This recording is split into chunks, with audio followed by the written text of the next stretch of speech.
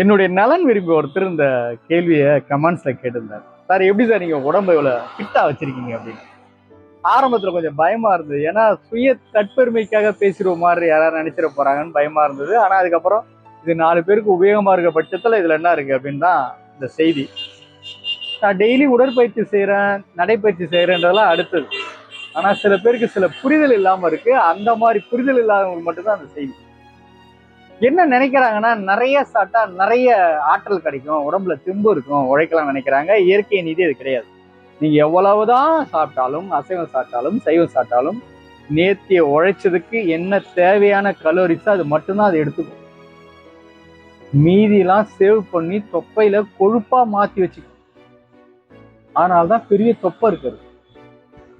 இயற்கை சொல்ற செய்தி இதுதான். உனக்கு தேவையான அளவு மட்டும்தான் நீ சாப்பிடணும். அப்ப நான் என்ன பண்ணிட்டேன் அப்படின்னா, ஏற்கனவே சாப்பிட்ட சாப்பாடு வயிற்றுல தீர்ந்ததுக்கு அப்புறம் தான் அடுத்த சாப்பாடு சாப்பிடுவேன்.